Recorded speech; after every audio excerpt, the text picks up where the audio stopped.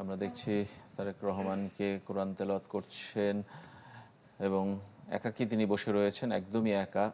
এবং গতকাল তার মায়ের মৃত্যুর পর থেকে কিন্তু আমরা দেখেছি তিনি বলতে গেলে নিস্তব্ধ হয়ে গেছেন, কারোর সাথে কথা বলছেন না, পুরোপুরি নিজেকে অ্যালোফ করে রেখেছেন।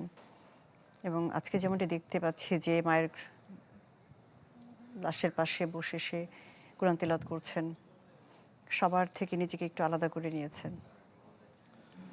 তিনি হয়তো শেষ সময়টুকু মায়ের সাথে কাটাতে যাচ্ছেন।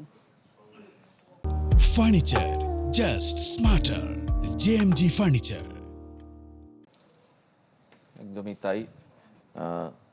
যতই বড় রাজনৈতিক দলের শীর্ষ নেতৃবৃন্দ হন তারা, তারপরও মা ছেলের সম্পর্ক তো আসলে সবসময় আলাদা, সেটা আসলে কোনো কিছুর সঙ্গেই তুলনীয় নয়। আমরা তারেক রহমানের একদমই একাকী থাকার দৃশ্যটুকু দেখছি এবং তার মেয়ে জাইমা রহমানকেও আমরা দেখেছি পাশে।